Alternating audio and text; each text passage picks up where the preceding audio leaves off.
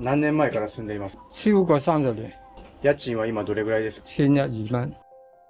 最主要咧，我仲有機會幫到我啲朋友嘅，所以我係冇咩積蓄嘅，即係有啲仲慘過我講。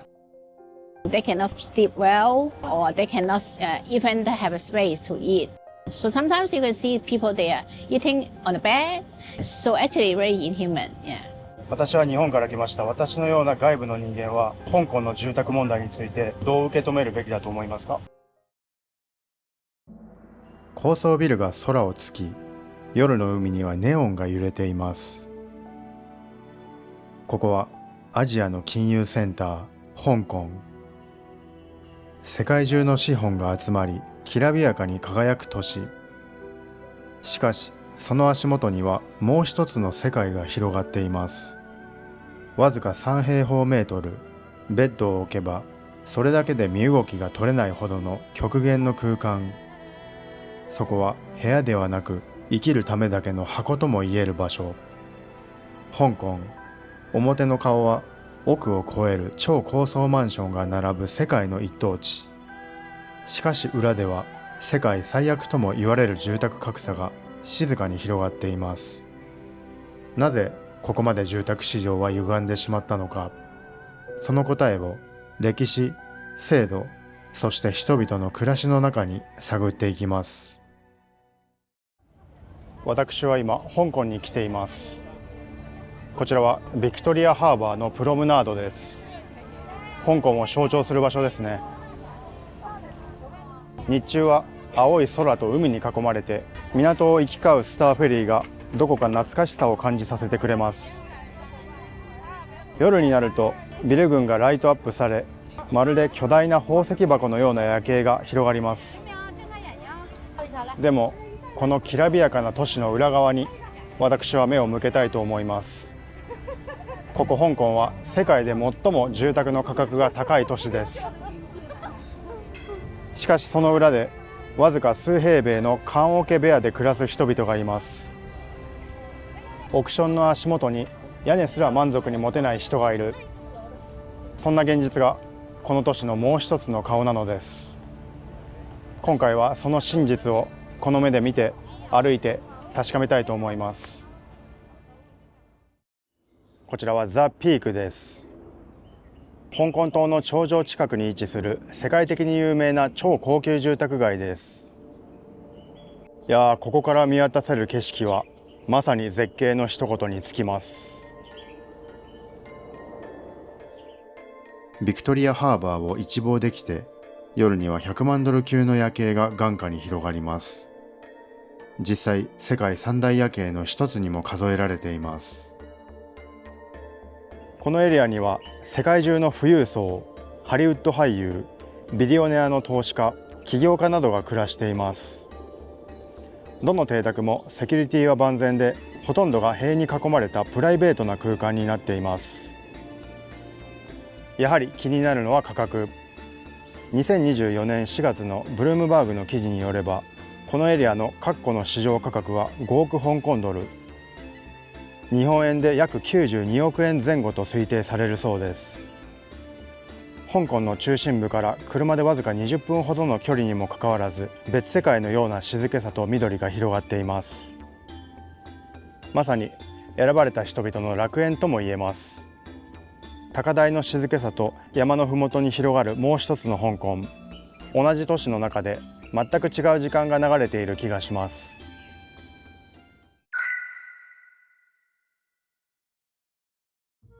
この都市の住宅制度の歪みは歴史に理由があります。始まりは1842年、アヘン戦争に敗れた清が香港島をイギリスに割譲したことからです。その後、清海や空論も租借され、香港は150年以上にわたってイギリスの植民地となりました。当時導入されたものが、土地はすべて政府が保有し、民間には使用権だけを与えるというイギリス流のリース制度です。この制度は今も続き、香港の土地の 97% 以上が政府所有。個人や企業は最長99年の借地権を得るだけです。地代や更新料、そして開発時のプレミアムが発生し、これらは香港政府の歳入の3、4割を占めています。なぜそこまで土地に依存しているのか。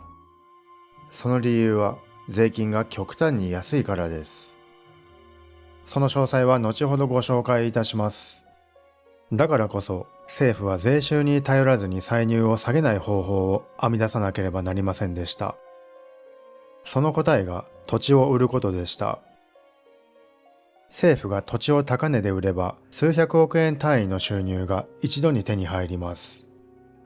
税金を上げなくても行政サービスを維持することができます。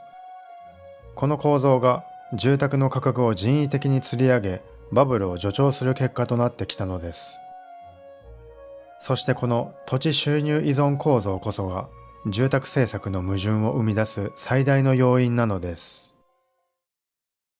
物理的な供給制限も香港の住宅価格上昇につながっています。香港の地図を広げてみると、驚くほど多くの面積が山地や森林に覆われていることに気づきます。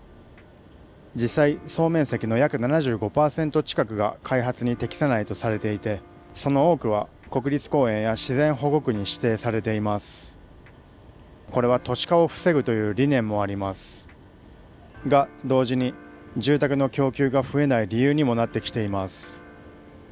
さらに、傾斜地や岩盤が多い地形は民間デベロッパーが手を出しづらい要因にもなっています。土地はあるが使えない、それが香港の見えない壁です。極端な人口密度も住宅の価格を押し上げています。香港の人口は約740万人。その大半が香港島北部、九龍、新海の一部といった狭い市街地に集中しています。その結果、香港全体の人口密度は1平方キロメートルあたり約6800人に達しています。これは世界でもトップクラスの高密度都市の一つです。九龍の中心地のモンコックでは1平方キロメートルあたり約13万人が暮らしています。世界でも指折りの超密集地です。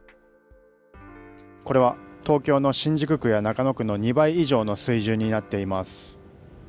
既存の住宅が飽和していることで、家賃や不動産の価格はさらに跳ね上がり、新築に頼るしかないという悪循環が生まれています。わずかな土地にあまりにも多くの人が集まっている。それが今の香港の住宅市場に過熱と歪みをもたらしています。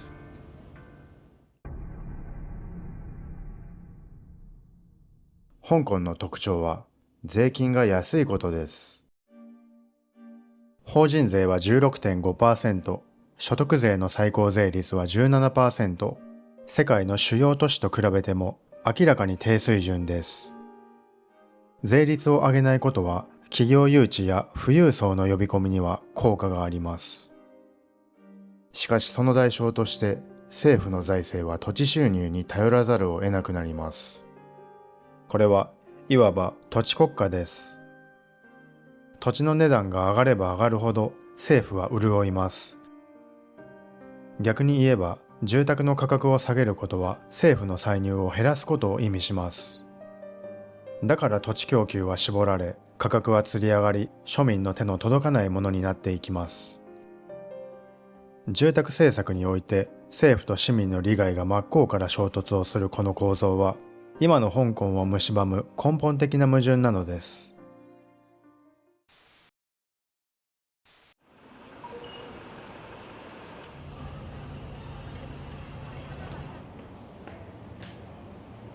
わ、すご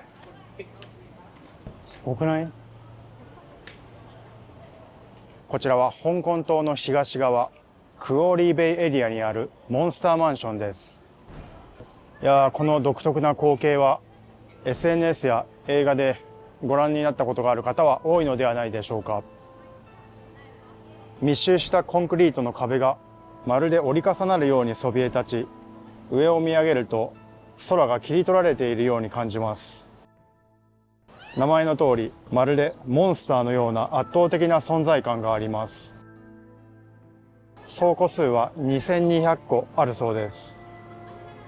中に入ると狭い通路と急な階段が張り巡らされ、ベランダには洗濯物や植物、生活の気配がぎっしりと詰まっています。ここは外から見るとフォトスポットでも、住んでいる人にとってはれっきとした日常なのです。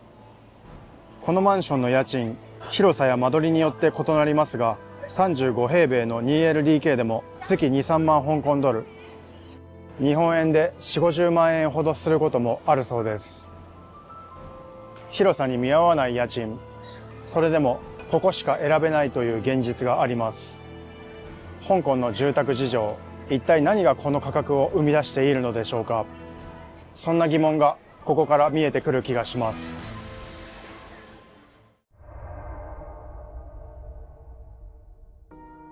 香港の住宅価格はもはや異常値としか言えません。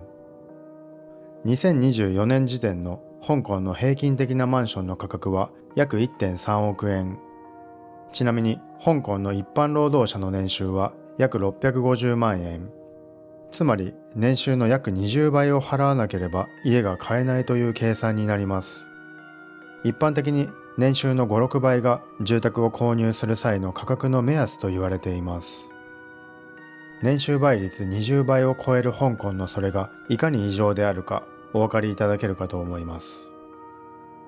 では、誰がこれを買っているのか。主な買い手は中国本土の富裕層や海外の投資家たちです。彼らは実際には住まず、価格上昇だけを狙うケースも少なくありません。さらに、政府が土地を入札制で売る仕組みにも問題があります。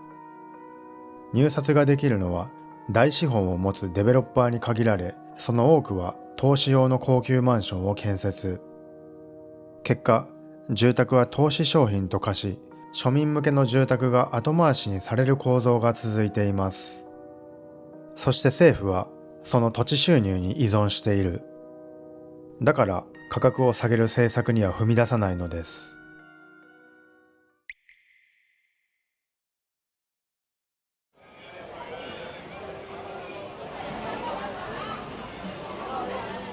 こちらはクーロン半島の北西部にあるシャムスイポー。先ほど見てきたビクトリアハーバー、ザ・ピークとは全く異なる雰囲気が漂っています。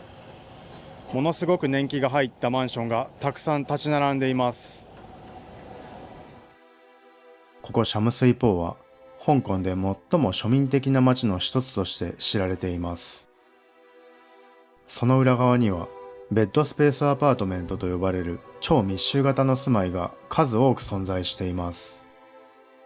一つの部屋をいくつものスペースに区切って見知らぬ人同士が同じ空間で暮らしています。鉄柵で囲まれたケージホームやたった2、3平方メートルのコフィンキュービクル、棺桶部屋と呼ばれる空間もあります。寝る場所だけを確保したまさに棺桶のような暮らし。トイレやキッチンは共同で、プライバシーはほとんどなく、住宅としての環境は劣悪です。それでも、ここに暮らさざるを得ない人たちがいます。居住者は高齢者、薬物使用者、低所得者、そして体や精神に疾患のある人々です。こうした住まいは、ここシャムスイポーのほか、モンコックや徳和湾などの古い都市にも存在します。実は、香港では今も20万人以上がこのような住居で生活をしているとされています。家賃は月に3、4万円。これでも安い部類に入ります。香港ではこれが低価格住宅として成り立ってしまっている現実があります。咁你住咗深水埗幾耐啊？90年啦。最近ここで生活する人は生活することが厳しいと聞きます。何か困っていることはありますか？咁我退咗休咧，我就冇入息噶啦，就係政府嗰啲生果金，係扣啲細路每人科啲咁俾我啦，咁樣過生活啦。我嚟計咧就幸福好多噶啦，錢好大。覺得係越嚟越好定越嚟越差？我感覺啊，越嚟越差咯。係啊，我越嚟好唔好話好差，勁差。勁差。では、なぜこのような極端な住環境が生まれたのでしょうか。背景には住宅政策の縮小と民営化があります。1970年から80年代、香港政府は公営住宅の建設に力を入れ、都市の成長を支えてきました。しかし1990年代以降、住宅は市場に任せるべきという方針に転換。公営住宅の供給は激減し、多くが民間デベロッパーに託されました。その結果、低所得者層向けの住宅は圧倒的に不足。申請しても入居までに5年以上かかるのが現実です。一方で、政府は土地を売れば数百億香港ドルの収入を得られるため、安価な住宅の建設は不採算とみなされてきました。こうして市場任せの住宅政策が進む中、本当に困っている人たちの居場所は後回しにされ、最後に残されたのがこの極小な住まいなのです。生活保護や支援制度はあっても、申請は複雑で全ての人に届いているわけではありません。こうして選択肢を奪われた人々にとって、この空間は最後のセーフティーネットとなっています。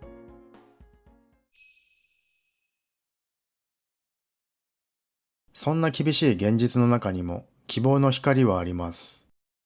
それが NGO 双光。1971年に設立をされて以来、低所得者層の住宅支援や法的サポートに取り組む団体です。この日、スタッフの方々は高齢者や低所得者などに電気料金の補助を届ける支援活動を行っていました。CLP が実施をする生活困窮者向けの電力補助プログラムの一環です。私もその活動に同行をさせていただき、住民にお話を伺いました。家賃どれぐらい払っていますか？5700。何人で暮らしてますか？我同我仔仔咯，我係單親媽媽。生活する上で困ることとかはないですか？最困難就係呢啲環境嚟㗎。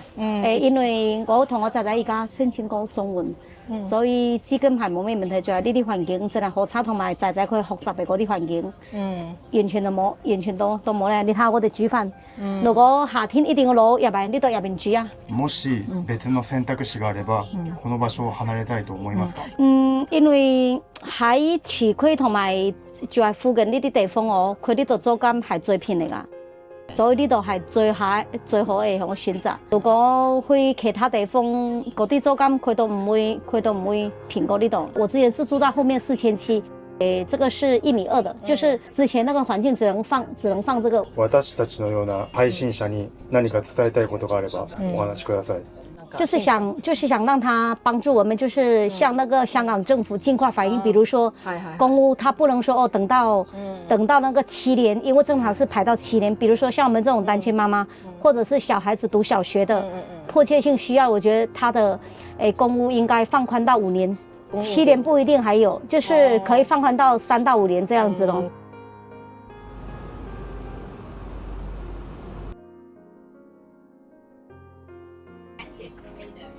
ここ4人で住んでました。4人で。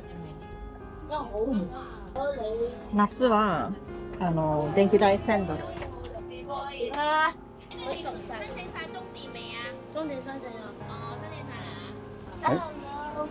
何してるの？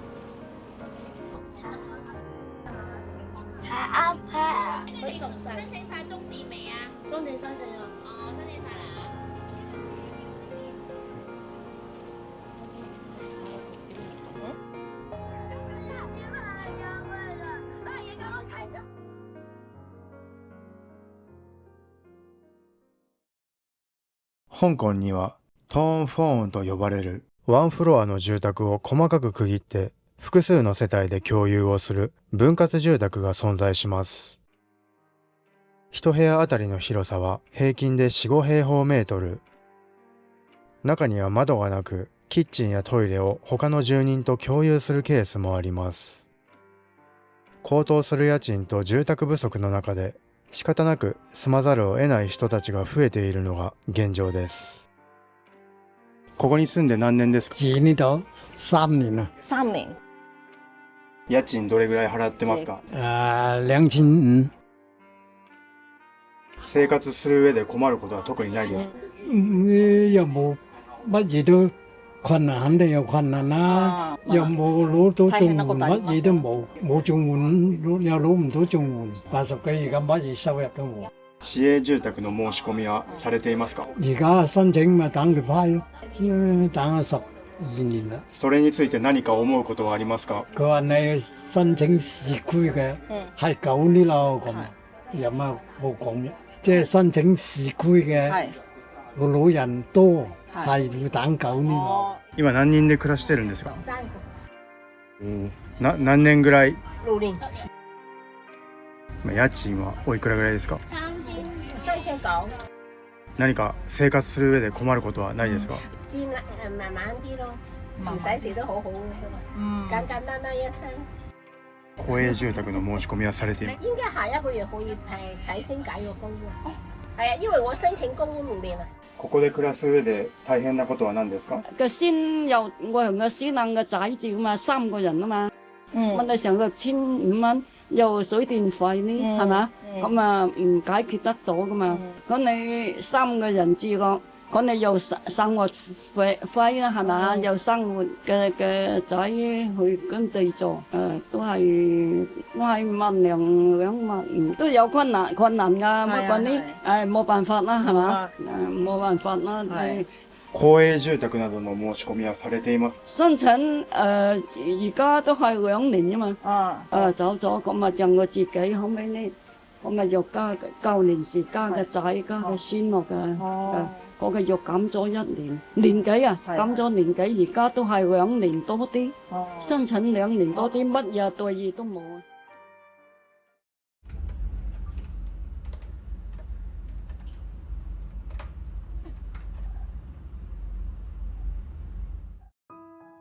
部屋の天井部分、コフィンキュービクル、棺桶部屋に住む住人にお話を聞きました。何年前から住んでいますか？超過30年。家賃は今どれぐらいですか1102蚊。生活する上で特に困ることなどはないですか？我有嘢做冇困難。冬や夏は大変じゃないですか？習慣咗咯。この生活をする上で何を一番大切にしていますか？健康。你有健康先可以工作，工作先至生活到。もし別の選択肢があるとしたら、ここの場所を離れたいとか、そういうことは思うことはありますか？始終有咁嘅一日咯。即係冇嘢做，或者到時真係你自己個身體唔好啦，呢啲請求政府。最主要咧，我仲有機會幫到我啲朋友嘅，所以我係冇咩積蓄嘅，即係有啲仲慘過我講。なぜ今もケージハウスというような住環境が存在していると思いますか？ Actually, the supply of public housing is enough in Hong Kong. We did not develop enough land to let people have decent housing, and then the time to waiting for public housing is very long. So they need to choose those cheaper rents. Otherwise, they cannot afford. And the hygiene is very poor. And some of them even they have conflicts. And then they kill other people. Kill? Yeah, and sometimes they fear and then don't know how to handle it. And besides, some of them, many of them, they have mental health problems. Because they're used to living in this kind of poor conditions and they cannot sleep well or they cannot even have a space to eat. So sometimes you can see people there eating on the bed. So actually very inhuman, yeah.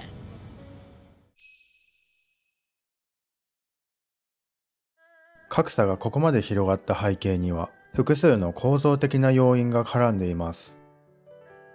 第一に住宅価格の高騰、土地供給の抑制、投資目的の不動産購入、そして政府の土地収入依存により家は富の象徴となり庶民の手の届かない存在になりました。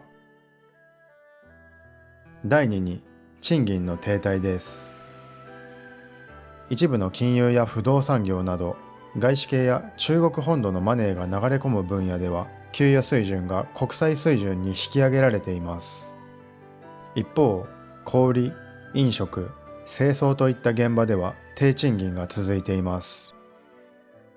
経済の構造が高報酬の少数と抑えられた多数に分断されています。さらに香港は税率が低く、再分配機能も弱いため、富裕層ほど恩恵を受け、格差は是正されないまま続いています。グローバル競争を勝ち抜ける人材には高い報酬が与えられる一方、地元経済を支える人々は安価な労働力に置き換えられています。私立や留学など家庭の経済力が将来の所得に直結しています。努力より出発点が人生を左右する構造です。香港は今、人生そのものの格差が街に現れています。このままでは香港は住む都市ではなく、投資する都市になってしまうかもしれません。ここにどれぐらい住んでますか？哇，歷史啦，起碼有25年到啦。但係舊日我哋細路仔咧就冇劏房嘅，即係純粹咧有板間房啦。咁就簡簡單單咧就冇呢個所謂套房。我哋小朋友之時咧就冇套房嘅。係。佢舊底啲人咧就係廁所就成層樓得個廁所，得個廚房咁先啱嘅。而家套房唔係啊，個套房都話有廁所，結果咧個座樓啊好多人間咗套房咧，嗰啲套房啲廁所係漏水噶嘛，搞到下一層咪爛咯呢啲樓。嗱，其實全世界咧我就唔知㗎，但係世界各地咧我估算都有劏房嘅，但係有冇咁好似香港咁嚴重咧？即係我希望政府咧做到嘢咯。I think now is getting better because they are disrupt the transitional housing, they disrupt the light public housing, and they are going to increase the supply of public housing. But still need time to wait. The government also recognize the supply is not enough. They take time to build the public housing, and even the light public housing take time to finish the 30,000. And they also said they promised they will be no one is homeless. So we hope when they implement the law and then there will be nobody left behind or nobody is be homeless if they cannot afford to pay for the new decent housing. We hope the government they will rehouse them. Yeah.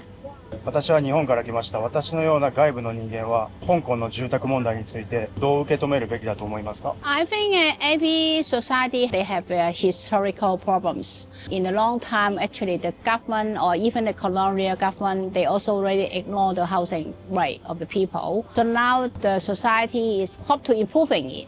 It takes time, but I think people they concern and pay attention to this will help to encourage the government to do more, to make more improvements.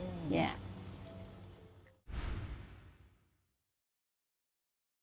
都市とは誰のためにあるのでしょうか？投資家のためでしょうか？